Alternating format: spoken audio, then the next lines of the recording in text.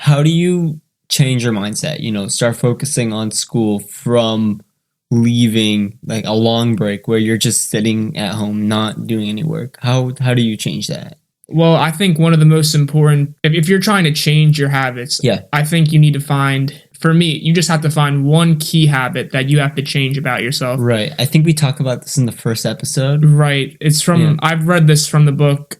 I think it's the 7 Key Habits for Successful People. It's something like that. Right, I probably butchered the title, but it is what it is. It basically states that we have, keystone habits. If you do one of these habits a day, then that'll transform your whole day. Mm-hmm. For me, that's meditation. In the morning, I just meditate, and that makes me have a more productive day. So have you been keeping up with the kind of resolution stuff that we talked about? Of course. Have you? Yeah, I have been. My journal's looking pretty full right now. Really?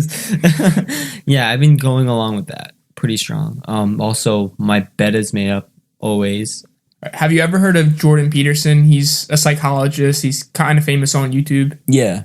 So what he said is he thinks it's very important that you make your bed in the morning. What he says is, how can you have organization in your life if your own room is messy? That makes perfect sense, yeah.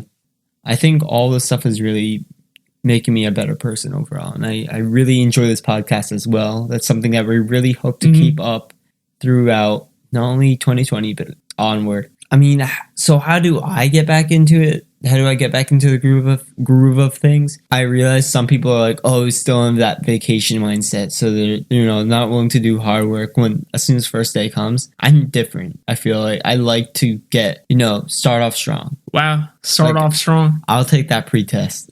Oh, wow. Yeah. No, because I have that mindset where it's like, okay, I'm ready to get back into that busy habit, ready to get my work done. So I have, for example, I'll give you an example. I have a legal studies class. On that first day, he gave us work for 2 weeks. I got all the case studies done. I, highlighted what I need to, took my notes down, created my briefs. I did that all within the first day because I was like, ready to get back into that working mindset. To work well the whole year, you need to start off strong. Comes from the beginning. Starting off strong, I feel, is easy. Yeah. I always struggle at the very end, though. That is true. That is something that I struggled through within high school. I always start the year off really good. And it's just more towards that end of the marking period, keeping that motivation up. For example, back in high school, getting towards that winter break, let my grades slip a little. When's winter break? Yeah. Right. You lose your mind waiting to open those Christmas gifts, to relax and play all those video games that you bought throughout the year. Yeah, no, it's definitely something that you really need to build up the strength to keep that motivation going. I always get hit with this kind of apathetic mindset, I think, towards the very end where, I'm doing homework, right? And then it's kind of just like, this doesn't really matter, right? I just took 5 tests. That's what matters. This little grade doesn't matter. And I think it's important for students like us to get in the mindset where, everything matters. Because the moment you say, well, this one assignment doesn't matter, it'll keep rolling. Exactly.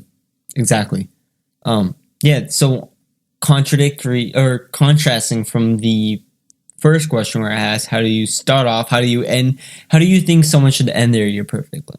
How could they end it? How do you keep that motivation going? It almost becomes easier, I think, to end it because we're talking about finals coming up. Yeah. So the workload's kind of lightening, right? Yeah. In the general class. So you just have to study on your own. Right. Yeah. What I like to do if I'm studying for a big test, I think you have to keep yourself accountable. I'll do that by writing down in a notebook or something about what I should be doing that day to study, Right. Yeah, no. Accountability is something that you have to do. And that's something I realized throughout this semester. And like I was saying on the last podcast too, people usually hit that 7th podcast and they end it. I feel that both of us have that fortitude where, okay, we're going to work this out. We're going to figure out how to do this podcast. And I think we're going to keep each other accountable.